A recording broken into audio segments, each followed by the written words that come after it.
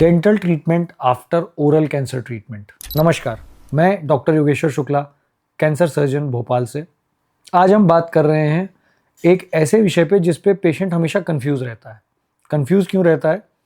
सर्वप्रथम तो ऑपरेशन के टाइम पे वो हमें दिखाने आया, फर्ज कीजिए नीचे के जबड़े में बीमारी है, उसे तो जबड़ा या गाल में बीमारी दिख रही है, पर हमें ऑपरेशन करने के लिए कई बार आसपास के दांत निकालने पड़ते हैं क्योंकि हम वहाँ से क्लियरेंस नहीं कर पाएंगे बिना दांत निकाले। तो अमूमन तो हम बता देते हैं पहले से पेशेंट को कि साहब ऐसा करना पड़ेगा, और उसके जो सवाल होते हैं हम क्लियर करते हैं, पर कई बार ये एक डिस्कशन का इशू ऑपरेशन के बाद बन जाता है। कई बार हमने सुना है कि कुछ सर्जन से इसमें कहासुनी भी हो जाती है कि साहब आपने मेरा दांत क्यों निकाल दिया। ऐसा ऐसा नहीं है। देखिए, दांत निकाल के सर्जन को कोई फ़ायदा तो है नहीं, कोई अननेसेसरी आपके दांत से दुश्मनी नहीं है कि कोई दांत निकालने जाएगा। वह दांत निकालना बीमारी निकालने के लिए आवश्यक है, इसलिए निकाले गए, पहला। दूसरा क्या रहता है, हमने दांत निकाल दिए, रिकंस्ट्रक्शन हो गया, ऑपरेशन खत्म हो गया, आप रिकवर हो गए, घर चले गए। उसके बाद क्या? उसके बाद हम कहते हैं साहब ठीक है, आपकी रिपोर्ट आई है, उसमें आपको रेडिएशन लगेगा, रेडिएशन के लिए हम रेडिएशन ऑन्कोलॉजिस्ट के पास भेजते हैं, तो वो फिर डेंटिस्ट के पास भेजते हैं। Something called as dental prophylaxis. इसका मतलब क्या है कि रेडिएशन के पहले पूरे दांतों की स्क्रीनिंग होनी चाहिए, दांतों की सफाई होनी चाहिए, कोई अगर केरीज है, कोई इन्फेक्शन है तो वो क्लियर होना चाहिए। क्यों? क्योंकि अगर वो क्लियर नहीं होगा तो जब रेडिएशन दिया जाएगा तो जैसा कि मुंह की इम्यूनिटी कम होगी, शरीर की इम्यूनिटी कम होगी, तो वो इन्फेक्शन फ्लेयर अप कर सकता है, बढ़ सकता है।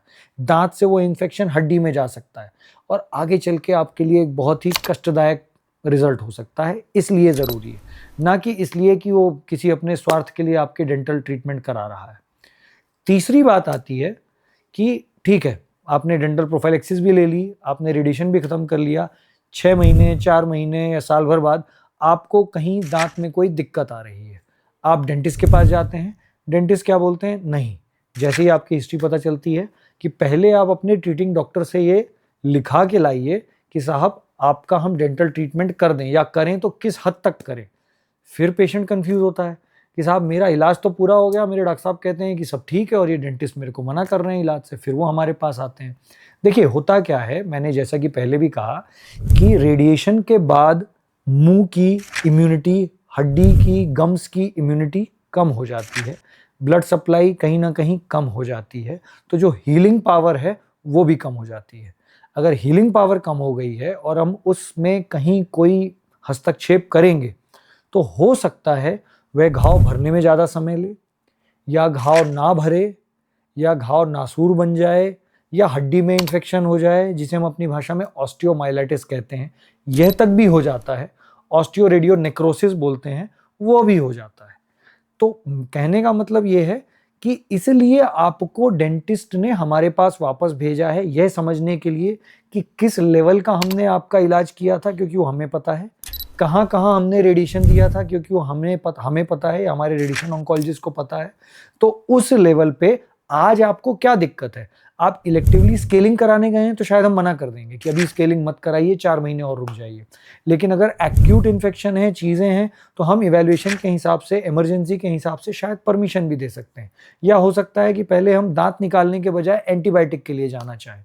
इसलिए डेंटल ट्रीटमेंट कई बार 1 साल तक के लिए तो पूरी तरह वर्जित होता है, और उसके बाद भी इलेक्टिव चीज़ें जो कि पोस्टपोन की जा सकती हैं, 2 साल के लिए हम पोस्टपोन करते हैं। तो डेंटल का एक जो ट्रीटमेंट है, जो एक नॉर्मल इंसान में होता है और जो एक ऐसे व्यक्ति में जिसमें कि पहले सिकाई रेडिएशन लिया जा चुका है मुंह और जबड़े के एरिया में, बिल्कुल अलग हो जाता है। तो इसको एक टेंडम में डेंटिस्ट और आपके ऑन्कोलॉजी टीम के साथ में ही करना चाहिए, दोनों के परामर्श में करना चाहिए, ना कि अपनी रेडिएशन की हिस्ट्री छुपाते हुए या डेंटिस्ट पे दबाव डालते हुए आपको कहीं करना चाहिए कि अरे मैं नहीं जाऊंगा, आप तो कर दो, कुछ नहीं होता। नहीं, ऐसा बिल्कुल भी नहीं है। क्यों? क्योंकि जो आगे की बीमारियां हैं, ऑस्टियोरेडियोनेक्रोसिस, ऑस्टियोमाइलाइटिस, ये बहुत ही कष्टदायक हैं, इनको मैनेज करना भी मुश्किल है और लंबे समय तक दिक्कतें बनी रह सकती हैं।